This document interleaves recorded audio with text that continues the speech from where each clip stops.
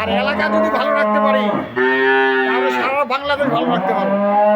থেকে গরু কিনছেন ভাই, তো আপনি কি কোনো প্রতারণার শিকার হয়েছে?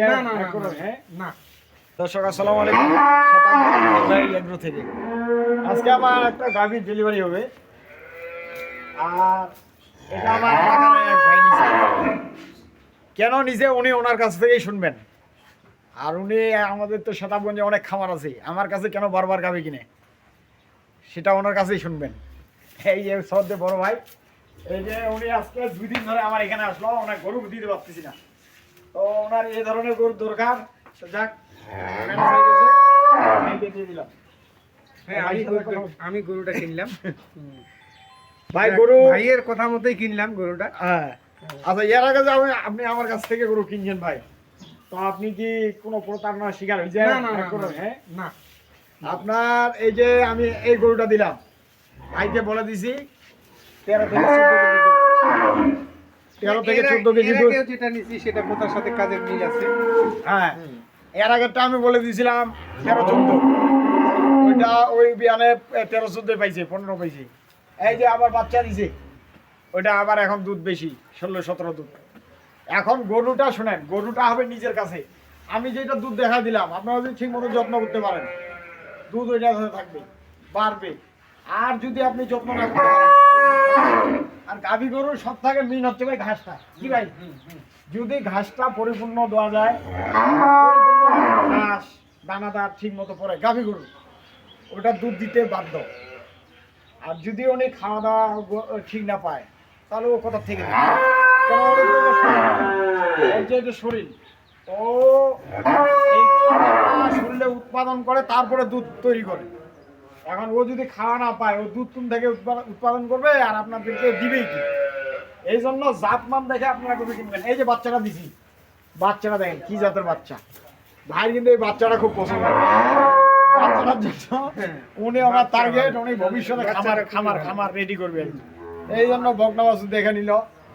যদি আল্লাহ ভগবান ওনার কপালে ভাগ্যে রাখে তাহলে উনি কেনা।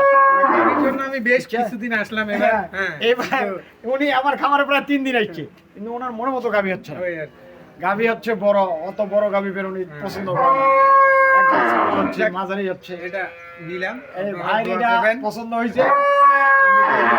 এখন আমার হাত, ওনার কপাল, এই যে এই পা খাটো গরু, এই যে পা খাটো গরু, এগুলা কিন্তু এভেলেবেল গরু খাটো, কিন্তু দুধের জন্য খুব পারফেক্ট, একবারে হেভি। এগুলা গরু দুধ দিতে বাম। এই যে ওনার ক্ষেত্রে দেয় গাভীটা তো দিছি, 4টা বাট আছে, 4টা বাট দিয়ে হাসপাতালে এত সুন্দর লাগছে আমার। 4টা বাটের 4 জায়গায় আছে। যে কেউ দহন করতে পারবে, যে কেউ। এটা মেশিন দিয়ে যে কোনো মুহূর্তে দহন করতে পারবে। হ্যাঁ, যে কেউ হাত দিয়েও পারবে, মেশিন দিয়েও পারবে, বয়স্ক লোকও পারবে, সবাই পারবে। আর গাভীটা নিতে হবে সবসময় ভদ্র, যেন যে কেউ হাত দিতে পারে। 1 লিটার দুধ কম হোক, কিন্তু গাভী যদি দহন করা যায়, শান্তি মতো যদি দহন করা যায়, ওইটাই শান্তি। ওইটাই শান্তি। এই যে ভাই বললো, ওইটাই শান্তি। এই জন্য আর গরু যদি কুদ্দা করে তাহলে অশান্তি। ওটা যদি 20 কেজি দেয় তারপরেও ওনার মনে ধরবে না। এই গাভী আপনারা যেখান থেকে নেন, দেখে শুনে অবশ্যই বুঝে কিনবেন।